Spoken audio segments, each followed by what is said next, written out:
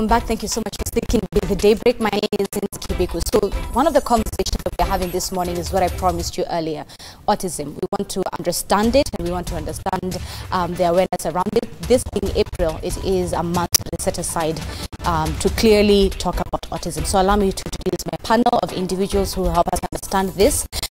Closest to me, I have Jessie Heller. She is the international consultant with Autism Light, and by profession, she's a teacher who deals with children in regards to autism. So it's very good that we have you here. It's good to understand how it is that you deal with day-to-day children who are affected by autism. So closer to her, it's Dr. Lincoln Kamau. He is a board-certified behavior analyst, as well as a doctor by profession. Have I got that right as well? Yeah. All right. It's good to have both of you with us this morning. And it's April. This is a fantastic conversation for us to be having today. So, Dr. let me begin with you. Help our viewers understand, what is autism? Yeah. Is it hereditary? etc. Yeah, autism is a developmental disorder that usually affects speech, language, and social skills development. We individuals are born to be social. So individuals with autism don't become social. I mean, kids are born, as soon as kids are born, they are able to smile, look at their parents, communicate without any training. Yes. Individuals with autism don't learn how to socially communicate. Most individuals with autism never acquire language. So that's what autism is. Yeah. So what are the symptoms? Autism can be diagnosed at the age of 2. So symptoms of autism begin when, I'll address this especially to the mothers of young kids. So if you have a child who is about 2 years old, 0 or no language, individuals, the eye contact is a very big piece of autism. The lack of play skills, the inability to interact with other kids. So those are the key red flags for autism. Yeah. So the earliest it can be diagnosed is at 2 years old? Yeah, research and from practice, we can be able to diagnose kids with autism at about the age of 2.5 to 3. Yeah, early diagnosis is very important. Again, the prognosis, the outcome of individuals who get diagnosis at 2 compared to those who get it later in life is very key. Because, like I just mentioned earlier, one of the key deficits of autism is lack of language skills. I mean, it's running language after the age of 5 is very difficult. We can do it, but it's very difficult. So most of those skills, we need to put interventions early. Do we know what causes it? No, we actually don't know what causes. Science can't tell us that yet. Yeah, we actually don't know what causes autism, and there is a linking that genetics could be involved, because we have boys are 5 times more likely to have autism than girls. But I tell my parents all the time, I work with parents in the United States, I tell them, when your child has a diagnosis of autism, this is not the time to be asking what causes autism. This is the time to be asking what works in terms of interventions. Something else I also tell my parents, and I'm repeating it here in Kenya so often, nothing a mother did before the child was born, during their birth, or after they were born causes autism. And the reason I keep insisting this is because there is this whole discussion and stigma in Kenya about mothers as the cause of autism. That's not the case. We shouldn't stigmatize mothers. We shouldn't stigmatize families with kids with autism. We should put interventions in place, and that's why we are here. Yeah. All right. Just let me rope you in. Yeah. You're a teacher, and you deal specifically with children who have autism. How unique, how differently is that from perhaps teaching a normal child? I mean, in some ways it can be very similar, but in a lot of ways you need to sort of make sure that you're taking things step by step. You know, teaching kids with autism is really about making sure that you assess what their needs are, because every child with autism is different, and you need to see kind of how they see the world, how they interact with people, because like Dr. Lincoln said, they have social deficits. So you need to help them learn how to interact with people. And the classroom is a great place to do that. And you teach very slowly, step by step, and you teach language step by step and kind of give kids with autism previews about what you're going to do. Each step of the way, you know, you have your schedule laid out for them. Using visuals is a huge part of working with kids with autism as well. So take me through how perhaps a day-to-day lessons are for children. You said using a lot of visuals is what will perhaps help them learn and digest things a bit more. What else do you use? Do you use music to teach them as well? I mean, music is something that is sometimes successful. It really depends on the student. A lot of children with autism have very specific interests. Right. So you can harp in on those specific interests and then use those as reinforcements for positive behavior. Right. Because often children with autism have problem behaviors when they're trying to communicate that they want something or that they have a sort of sensory issue. Then they might show some problem behaviors like kicking or screaming, or kind of hand flapping is something that happens.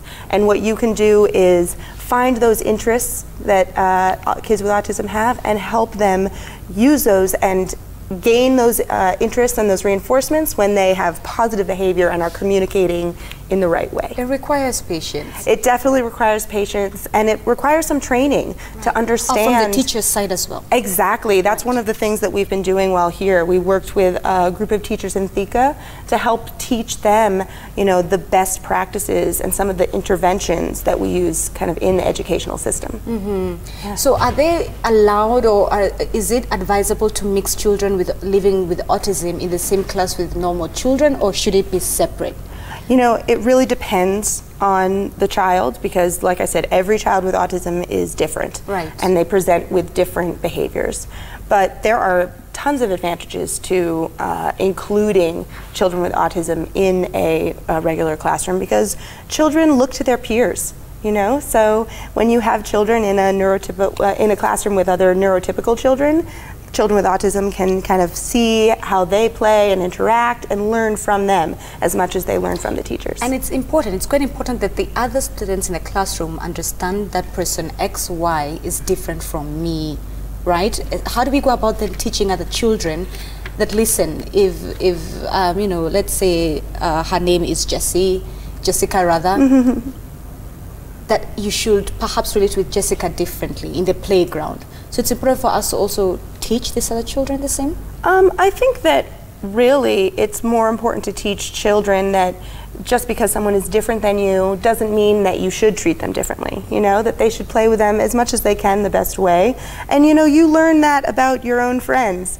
You know, some kids like to be really active on the playground and then some other kids don't like to do that. And you learn that as you grow up, and neurotypical kids learn those social cues very naturally, and that's something that children with autism don't learn very naturally. It's not obvious to them, and that's what we teach. Right. Yeah. Are exams different for children living with autism?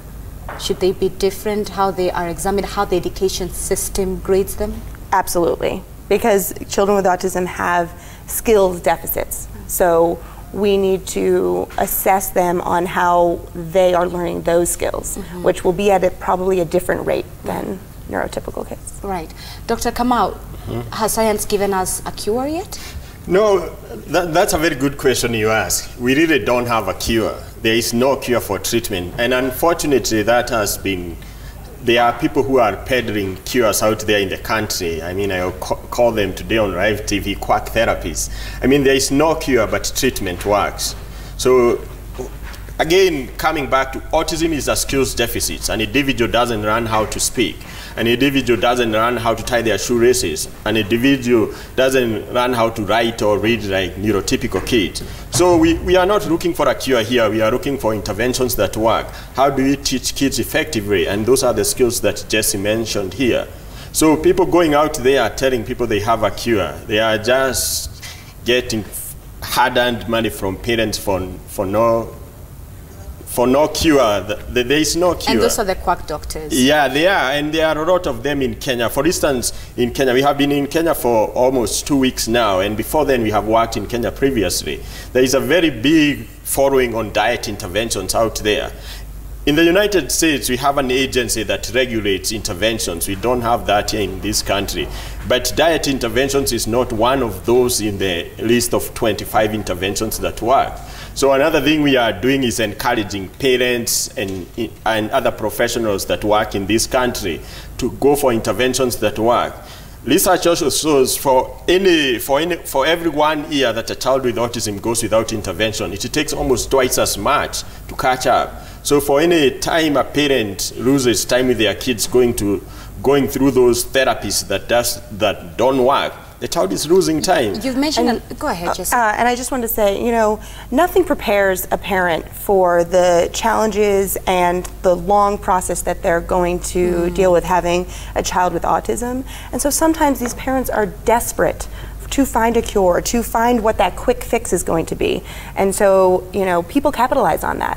And people come out with all of these kind of different quack therapies that they're trying to sell to you, because as a parent, you just want to fix it and have your child grow up with a fulfilling life. And the best way really is to seek professionals, get your child evaluated by a doctor and by professionals so that then you can start treatment that will work and teach those skills. What are some of the stereotypes have you heard, especially when you deal with children or people living with autism here in Kenya and on the African continent generally? Just like mental health, it's something that hasn't gotten the best sort of attention. There's so many stereotypes around it. You will know this very well, that things like autism, mental health, it's classified as witchcraft. So what are some of the stereotypes have you heard, and how do we begin to break that? Yeah, I think what we are doing right now, and I'm very encouraged by TV stations like yours that are having professionals like us here, because awareness is breaking the stigma. As long as people get to hear this is autism, parent mothers don't cause it, then that opens their eyes. Then let me also go back and say autism is very common now. I mean, 1 in 65 school-going children have autism. Why? Why is it so common now? We don't know. Research is out there. It's actually more common than childhood cancer, diabetes, and HIV combined. So there is a likelihood any one of us here know an individual with autism. So given that it's so common these days, the children with autism are our nephews, cousins. So acceptance, by the fact that there are so many kids with autism now, and then the awareness, then acceptance is going to come in gradually. But you are right, there are those stereotypes like it's witchcraft. I mean, we had a mother cry to us when we were in Thika the other time, using a Swahili phrase. Her family accuses her of kukura inje, whatever that means. I mean, there are those stereotypes and those beliefs that are affecting how we perceive autism. And the idea that you need to hide your child away, and that shame that people feel. And that's what we're trying to really fight, so that people will not hide their children with autism, because these children with autism can be just as successful once you start teaching them in the right way. And also, like Dr. Lincoln said, awareness for everyone else, because there's likelihood that you know someone who has a relative with autism, or you know someone with autism, and just letting the people in your community know that you want to support them, is huge. Dr. Kamau, I'm just mind blown. I'm so sorry. My mind is still on the fact that autism is becoming more popular now in this day and age, and we still do not know why. We still don't know the causes. Science hasn't given us a cure yet. Yeah. Give me more numbers. You had even earlier said that boys are 5 times more capable of, or they attain autism more. Share with me a few numbers. Do you know how many Kenyans, especially children, are living with autism in 2019? Well, that's a very good question too. And another reason we are doing this awareness media tours is to challenge our government to do something about this. We really have no statistics in Kenya. I did a research a few months ago. I mean, given that there are 1 in 65 school-going kids have autism, there are about 1.25 million kids in Kenyan schools now. So the number is probably 250,000 and up. So it's that drastic. Yet the government hasn't put in place any interventions. There are no regulations as to what's treatment for autism, what's not. I mean, the government needs to catch up. I mean, in the United States, we have an agency that's that deals particularly with these issues. And the reason why it's very dire right now, this is a health situation that we have to address, given that these 200,000 kids will graduate from our school systems with no skills, no job skills. And that brings me to my next question. That transition, right, from one class to another, from high school, from primary to high school to university, and then into the working world, perhaps even making a line at the bank, using public transport system. Is it possible for a person living with autism to have that successful transition, to live a successful life? Oh, absolutely.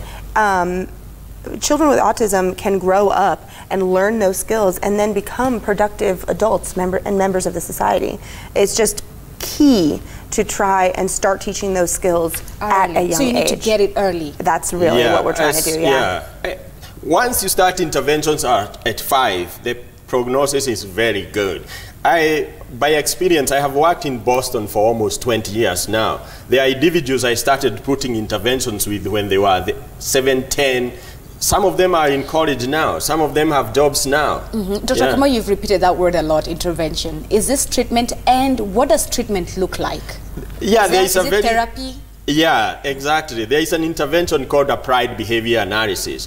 This is an intervention where you do an assessment. These are the deficits that a child displays. Then using interventions of applied behavior analysis, you put those interventions in place very specific to the individual. So if a child is having deficits with language, you put language-based interventions. If they have social skills deficits, you put in place social skills deficits. So applied behavior analysis work, and I'm just throwing it out there, but there are more concrete steps to it. But it's one of those interventions that work all the time. Okay. Yeah. All right. So there's something earlier that Dr. Kamau really mentioned, the fact that women who give birth to children living with autism feel as if it's their fault. Is it something they did during pregnancy, after pregnancy, and so forth?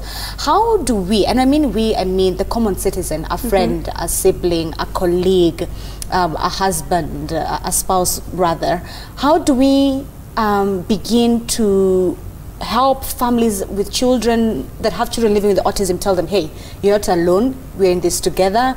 And how does that look like? How does that help process look like from the outside? I mean, that's exactly it, because often mothers feel very alone, and it doesn't take very much for them to feel like giving up and feeling like there is no hope.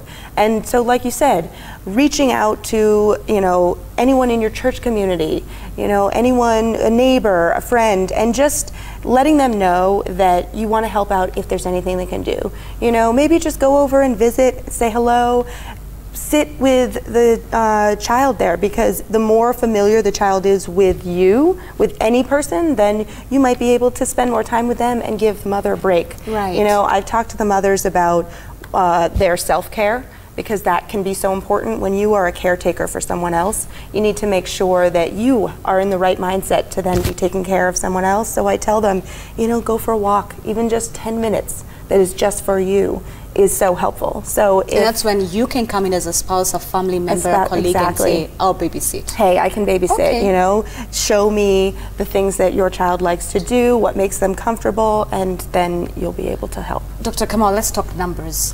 How, isn't it not expensive, especially here in Kenya, to treat autism? The therapy sessions you're talking about. Imagine if a Kenyan here in Kenya and you don't have the money to go through the therapy sessions. It's a bit expensive, isn't it? Yeah, actually, I like your question. It's as if you are reading my mind. I just had subscribed it here on there because I would have brought up that, yeah, it's very expensive to raise up a child with autism, not only in Kenya, globally. And again, that's where we are challenging our government to step in and help these families. In the United States, the average family spends about $60,000 a year on care for kids with autism.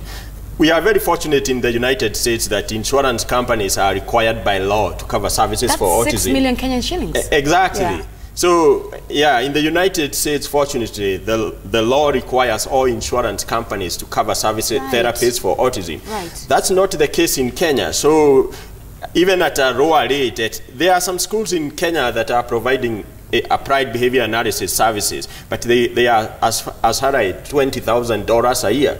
So a regular parent in Bugoma, Kakamega, Kiambu will not afford these services. Again, this is where we challenge our government to come in and step in. And going back to that, again, research shows if we don't invest now, the $60,000 a year, after 21, research is showing after 21, kids with autism who graduate, it is spent in their lifetime, it is spent taxpayers about $1.5 to $2.5 million for care. So it's even more expensive. It's more expensive then. So it's high time the government invested now rather than waiting later. I mean, and you see, it's not government money, it's our money, we the taxpayers. So it's time we taxpayers pressed on our government to put interventions that work now. Otherwise, we'll have to carry the tax burden in future. That's right. All right, our time is up. Jessie, let me get your closing statement as I come to Dr. Kamau as well. All right. I mean, working here in Kenya has been wonderful, and it's been really encouraging seeing some of the teachers and some of the parents and how eager they are to learn and to understand autism and to be able to help children. So I just want to say, you know, keep doing that, keep working, and keep coming to the events. We're going to be coming back to Kenya again as well to continue to try and help. So stay positive and don't give up hope. All right. Well, I have to thank individuals like yourself and your news stations that are making awareness possible. For the parents out there with kids with autism, autism is not a deathbed. Individuals with autism can improve. Individuals with autism can live productive lives with the right interventions. I have seen it every day in my 20 years of practice. There is research going back, way back to 1980 of the same. So stay positive, get the interventions that work. Thank you so much, Dr. That is Dr. Lincoln Kamau. He is the board certified behavioral analyst at the director of clinical, as well as Jessie Heller. She's an international consultant with Autism Light. Again, April is the month of autism, and that's why it was so important for us to have this conversation. Don't hide your children. And perhaps the government can now force medical coverage to have autism covered there. 6 million Kenyan shillings, that's about $60,000 US, is not a cheap number. And at the end of the day, a child living with autism can grow to have a productive and successful life. Let's take a commercial break. When we come back, we'll be speaking to none other than Miss World Africa 2019 from Uganda, Queen Aben Nakio. You'll be getting to hear her story. You get to hear what matters are close to her heart, what she plans to do with her new fame and title. But that's after the commercial break. Let's take a breather.